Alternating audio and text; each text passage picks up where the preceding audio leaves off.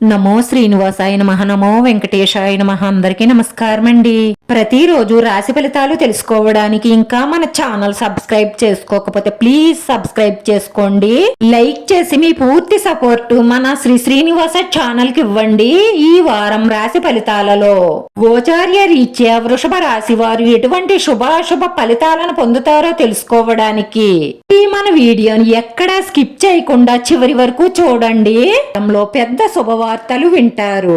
ఒక స్త్రీ మీపై పగతో, మీకొచ్చిన శుభవార్తలపై ఈర్షతో మీకు నష్టం చెయ్యడానికి వారి శాయశక్తిలా ప్రయత్నిస్తారు.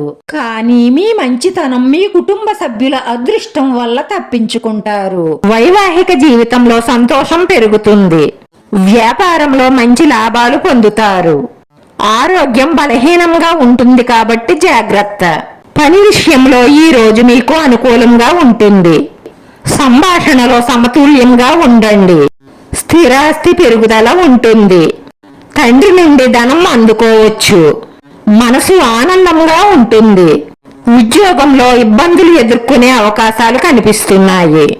మీరు మీ ఇష్టానికి వ్యతిరేకంగా అదనపు బాధ్యతను పొందవచ్చు. వ్యాపారాలతో సంబంధం ఉన్న వ్యక్తులు ఈ రోజు లాభాల్లో ఉంటారు. మార్కెట్లో మీకు సానుకూల వాతావరణం ఉంటుంది.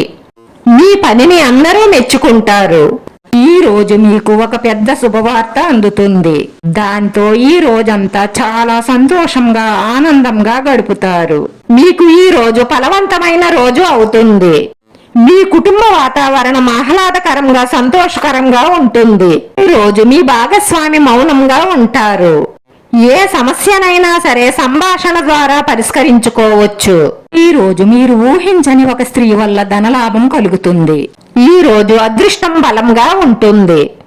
ఆర్థిక లావాదేవీలు చేసేటప్పుడు మీ స్నేహితులతో కూడా జాగ్రత్తగా ఉండండి.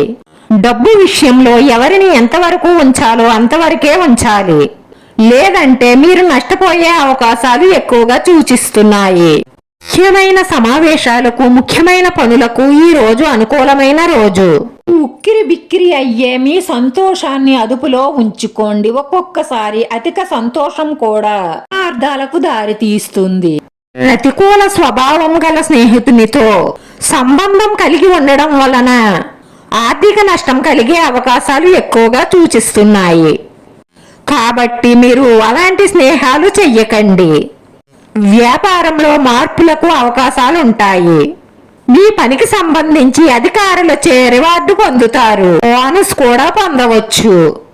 ఈ రోజు ఈ రాశి వారికి మానసిక ఒత్తిడి కారణంగా తలనొప్పి, అలాగే కొన్ని అనారోగ్య సమస్యలు ఇబ్బంది పెడతాయి. వాహన ప్రయాణం చేసేటప్పుడు రూల్స్ పాటించండి, లేదంటే పెనాల్టీ పడే అవకాశాలు ఉన్నాయి. వెంకటేశ్వర స్వామిని స్మరిస్తూ ఉండండి. సంకల్పాలన్నీ నెరవేరుతాయి. ఆరోగ్యం పట్ల శ్రద్ధ అవసరం. గతంలో అప్పుగా ఇచ్చిన సొమ్ము చేతికి అందుతుంది. ఖర్చులను నియంత్రించండి. అనవసరమైన వివాదాలుంటాయి. ఈ రాశి వారి పరిహారం శనాలయాలకు ప్రదక్షిణ చేయడం, నవగ్రహ స్తోత్రాన్ని 9 సార్లు జపించడం వల్ల మీకున్న చెడ్డలన్నీ తొలగిపోయి మానసిక ప్రశాంతత లభిస్తుంది. ఈ రాశి వారి అదృష్ట సంఖ్య 2. ఈ రాశి వారికి కలిసొచ్చే రంగు గోధుమ రంగు. వీడియో నచ్చితే లైక్ చేయండి. మీ లైక్ మాకు ఎంతో విలువైంది. మీరు లైక్ చేయడం వల్ల ఈ వీడియో ఇంకొంతమందికి చేరుతుంది. మన శ్రీనివాస ఛానల్ ను ఆదరించండి. అందరికీ ధన్యవాదాలండి. నమో వెంకటేశాయ నమః.